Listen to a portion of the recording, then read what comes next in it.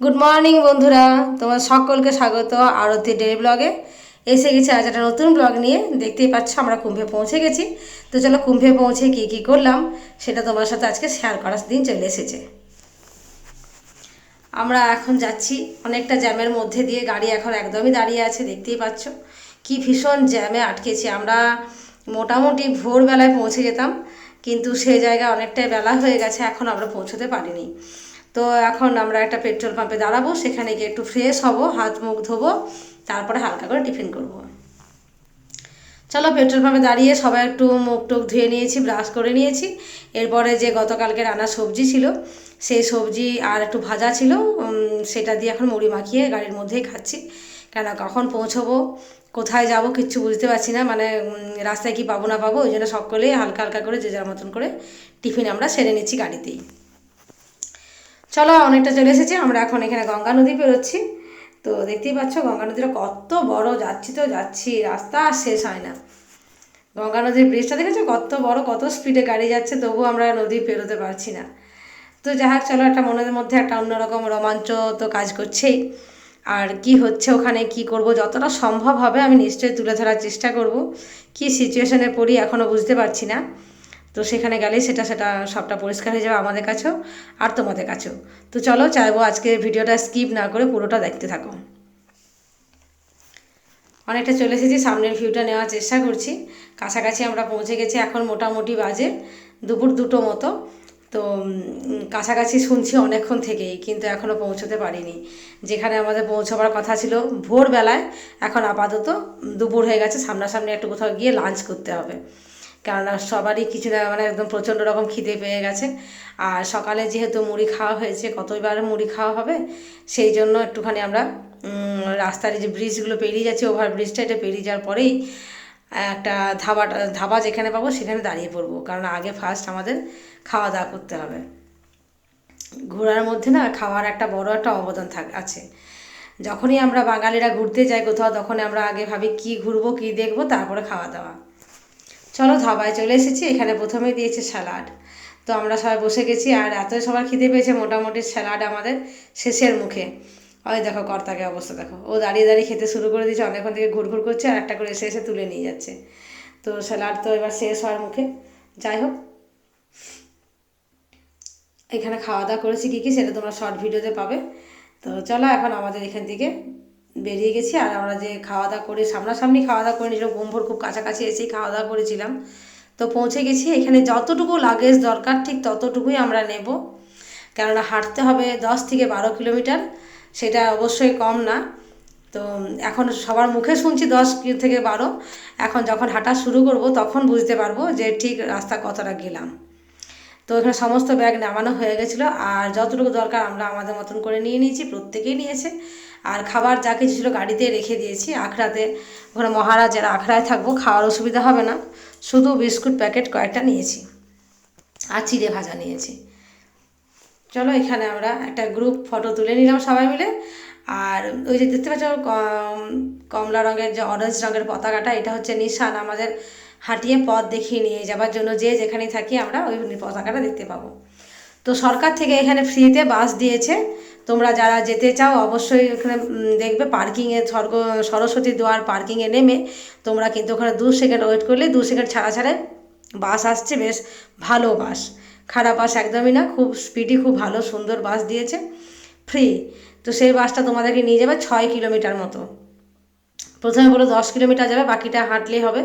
তো সেটা নয়, মাত্র 6 কিলোমিটার আনছে, বাকিটা কিন্তু তোমাদের বেশিরভাগটা 4 কিলোমিটার হাঁটতে হচ্ছে।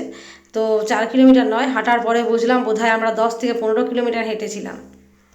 তো একটা বড় দড়ির মধ্যে ঘেরাটোপ বানিয়ে আমরা 17 জন আছে এই দড়ির ভেতরে, দেখতেই পাচ্ছ। তো এই দড়িটা হচ্ছে একটা খুব ভীষণইভাবে আমাদের কাজে লেগেছে দড়িটা। তোমরা যদি গ্রুপে যাও অবশ্যই এরকম একটা দড়ির ব্যবস্থা করবে, যেটাতে তোমরা প্রত্যেকে ঢুকে যাবে।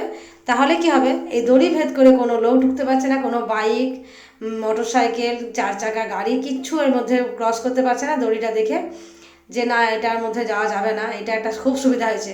অন্য সময় কি হয়, ভিড়ের মধ্যে গাড়ি সাইকেল ঢুকে যায় বা পাবলিক পাশাপাশি ঢুকে পড়ে, ভীষণই অসুবিধা হয়ে যায়, দল ছাড়ার ভয় থাকে। এটা তুমি দল ছাড়া হবে না। তো এইভাবে আমরা পেরিয়ে পেরিয়ে যাচ্ছি, রাস্তার ভিউটা দেখো, তোমাদের সাথে শেয়ার করছি। কখন বলেছি তোমাদের ঢোকার কথা, আবার কিন্তু সূর্য ডুবতে যাচ্ছে, এখনও আমরা পৌঁছতে পারিনি, হেঁটেই যাচ্ছি। তবে যাবার সময় হাঁটাটা কিছু মনে হয়নি, ভীষণ মজা করেই যাচ্ছি, আনন্দ করে যাচ্ছি। আর এই যে দড়ির ভিতর যাচ্ছি না, পুলিশ প্রশাসন বা পাবলিক প্রত্যেকে প্রত্যেকে প্রচুর নাম করেছে, অনেক ইউটিউবার এসে আমাদের ভিডিও করে গেছে। আর এখানে যে ডমরুটা আছে, ভাবলাম সেলফি তুলে নিই একটা, কিন্তু কেউ দাঁড়ায়নি বলে সুযোগ হয়নি। তো যাই হোক, আমি যতটুকু পেরেছি তুলেছি, ভালো করে ছবিটা আসেও নি। অনেক ইউটিউবার ব্লগার ছিল যারা আমাদের এইটা দেখে তুলে ধরেছে, জানি না তাদের নামগুলো, চ্যানেলের মনে নেই আমার, জিজ্ঞেস করেছিলাম। আর তাদের চ্যানেলে আমি আমার নামটা, আমার চ্যানেলের নাম সেটাও আমি একটু বলেছি অ্যাড দিয়ে দিতে, তো জানি না কতটুকু হবে। তো সেগুলো আমার শ্যুট করা হয়নি। তো আমাদের দেখা দেখি অনেকেই কিন্তু এই পদ্ধতি অ্যাপ্লাই করছে। দেখো, এরা কিন্তু তিনজনে মিলে আঁচলে আঁচলে বেঁধে একটা ঘেরা টপ বানাবার চেষ্টা করেছে, দেখতে পাচ্ছ? নিজেদের আঁচল চাদরে করে বেঁধে একটা ঘেরা টপ নিজেদের মধ্যে তৈরি করে নিয়েছে। এটা ভীষণ সুবিধা, প্রত্যেকে আমাদের খুব সুনাম করেছে, পুলিশ প্রশাসন প্রত্যেকে, যে এটা আপনাদের খুব ভালো লেগেছে। এই দেখো, ইউটিউবার যারা কথা বলছিলাম একটু আগে, পেছন পেছন আসছে আমাদের দৌড়ে দৌড়ে আমাদের ভিডিও শ্যুট করার জন্য। এই দেখো, এই কী চ্যানেলের নাম বলে, আমি এখানে অনেক মিউজিক ভিডিও বাজছে মানে চলছে বলে আমি আর ভয়েসটা দিইনি, তাহলে তোমার এই চ্যানেলের নামটাও জানতে পারতে। তো যাক, চলো, অনেকক্ষণ আটাআটি করে দড়ি আমরা গুটিয়ে রেখেছি, এবার আমরা একটু চা খাবো। চা খাওয়ার পরে ফের সে আবার দড়ি বেঁধে আমরা সবাই মিলে বেরিয়ে পড়বো এখান থেকে। তো চলো, চাটা নিয়ে নিই। দারুণ চাটা করেছিল, কিন্তু আমি চা এমনি ভালোবাসি না, কিন্তু আজকে চাটা খুব ভালো লেগেছে আমার। এখানে একটা সেলফি পয়েন্ট করা আছে, মহাকুম্ভ লেখা আছে এর মধ্যে, দেখতেই পাচ্ছ।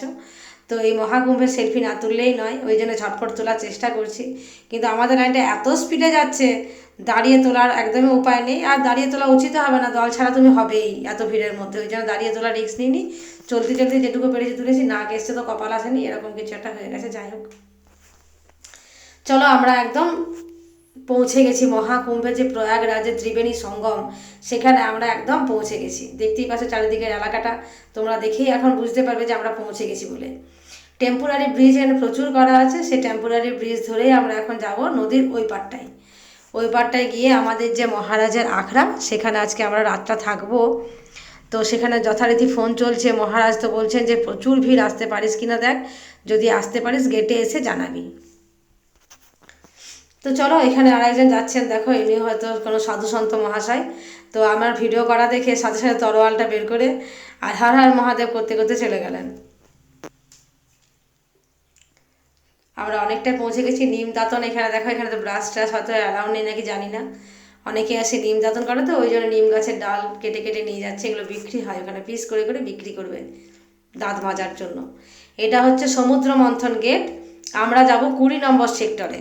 20 নম্বর সেক্টর হচ্ছে তোমার সমুদ্র মন্থন গেটটাও পড়ছে, আর ডমরু একটা গেট আছে, ডমরু, সেই ডমরু গেটটাও পড়ছে। তো আমরা ডমরু গেটের মধ্যে গিয়ে কাছাকাছি পাবো আমাদের আগ্রাটা। তো দেখতেই পাচ্ছ, আমরা একদম অনেক খোঁজাখুঁজি করছি, কিন্তু আখড়ার এখনও নিশান পাচ্ছি না। এর নাঙ্গা সাধুরা চারিদিকেই ছোট ছোট করে বসে আছে। এখন আমরা পৌঁছে গেছি আমাদের যে আখড়ার মহারাজ থাকেন, সেই নিরঞ্জনী আখড়ায় আমরা পৌঁছে গেছি সামনে। গাড়িগুলোর অবস্থা দেখো, কতটা ধুলো বসেছে। এই এতটা ধুলো আমাদের মাথা থেকে পা পর্যন্ত, ব্যাগে সবেতে এতটা ধুলোই আমাদেরও পড়বে এই দুদিনে। আমি এই ধুলোটা দেখালাম সবাইকে, দেখ এটা আমাদের, এই হালটা আমাদেরও হবে। তো এই দেখো, এটা হচ্ছে আমাদের আখড়ার নাম, নিরঞ্জনী আখড়া। এই আখড়াতে আমরা আজকে থাকবো।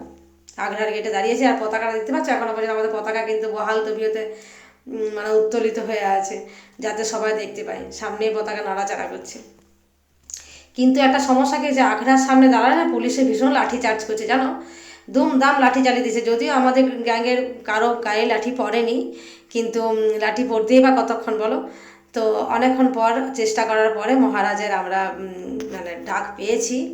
মহারাজ 2-3টে গেট আছে, তো মহারাজ ওদিকের গেটে যাচ্ছেন, এদিকে গেটে যাচ্ছেন, বুঝতে পারছেন আমরা ঠিক কোন গেটে আছি। অনেক কষ্টে বোঝানো হয়েছে, বোঝানোর পরে উনি এসে আইডেন্টি কার্ড এখন আমাদের হাতে এসে পৌঁছয়নি, কিন্তু উনি স্পেশালি বলে আমাদেরকে ভেতরে নিয়ে যাচ্ছেন। এর আগেও আমি কুম্ভে এসেছি, তো এইরকম সন্ন্যাসীদের আখড়ায় এই প্রথম আমার দেখা, আর এই সন্ন্যাসীদের আখড়াতেও আমার প্রথম থাকা হবে।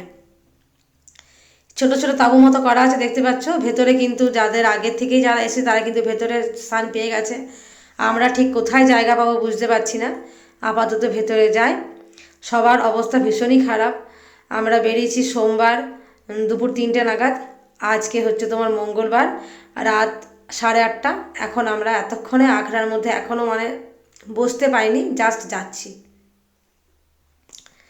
ভেতরে যাই, গিয়ে কি কন্ডিশন হয়, কি সিস্টেমটা কি আছে না আছে, গিয়ে তারপর দেখতে পাবো। আখড়াটা কিন্তু মোটেও ছোটো না, দেখতে পাচ্ছ আখড়ার ভেতরে কত দূর পর্যন্ত হেঁটে যেতে হচ্ছে, কারণ এখানে একাধিক মহারাজ থাকেন, একাধিক মহারাজ, প্রচুর সন্ন্যাসীর আর এখানে সমাগম। বোধহয় কয়েক লাখ লোক এই আখড়াটার মধ্যে আছে। এরকম প্রত্যেকটা আখড়াতে 1-2 লাখ করে করে মানুষ আছেন। প্রত্যেকটা আখড়াতে আলাদা আলাদা আখড়া আছে।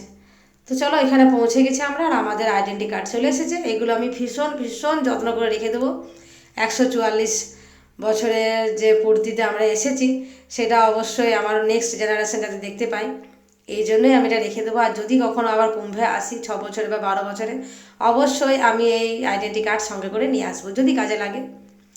সেটা তো একটা বটেই। আর অবশ্যই এটা একটা রেখে দেওয়ার মতন জিনিস, আমি এটা রেখে দেবো আমার কাছে। প্রত্যেকেরই আইডেন্টি কার্ড আমাদের চলে এসেছে। এই যে আমাদের ড্রাইভার বাবু, এর অনুপ্রেরণায় আমাদের আজকে কুম্ভে আসা। ওর কাছ থেকে প্রথম শুনেছিলাম, তার আগে কিন্তু মেয়ের পরীক্ষা চলছিল বলে আমি এসব মাথা ঘামাইনি। যাই হোক, চলো, এই হচ্ছেন মহারাজ, যার সান্নিধ্যে আমরা আজকে এসেছি, যার জন্য যার কৃপায় আজকে আমাদের এই আখড়াতে ঠাঁই হয়েছে, ইনি হচ্ছেন সেই মহারাজ। এনাকে অনেক ধন্যবাদ দেব। তো সেটা দিয়ে এনাকে ছোটো করাটাও ঠিক হবে না। অনেক অনেক কোটি কোটির প্রণাম। অনেক বড় মহারাজ ইনি। তো যাই হোক, তোমাদেরকে দর্শন করিয়ে দিলাম মহারাজের। কীরকম লাগলো অবশ্যই জানিও। আগামীকাল ভোর ভোর উঠে আমাদের স্নান, হয়তো বা রাত 2টো থেকেই স্নানটার যোগটা আছে, মানে ভালো যোগ একদম। এই নাঙ্গা সাধুরা স্নান করবেন আগে, ওনাদের পেছনে পেছনে গিয়ে আমরা স্নান করব। তো সে অপেক্ষায় আছি। স্নান করার জন্য সব একটা করে কাপড় নিয়ে চলে এসেছি আমরা, ড্রেস। তো চলো, এরপর খাওয়া দাওয়া করবো। আখড়ার ভেতরে যে খাওয়া দাওয়ার ব্যবস্থা আছে সেখানে প্রচুর ভিড় ছিল গেটে, তো সেই সব পার করে চলে এসেছি ভেতরে। এখানে দিয়েছি জিরা রাইস আর ডাল, একটা সবজি অনেক রকম ছিল, যার থালায় যেটা পড়ছে আর কি। তো যাই হোক, চলো, আজকের ভিডিওটা কীরকম লাগছে অবশ্যই কমেন্ট করে জানাবে। সাবস্ক্রাইব করে চ্যানেলটার পাশে থাকবে। গুড নাইট, ভালো থেকে সকালে দেখা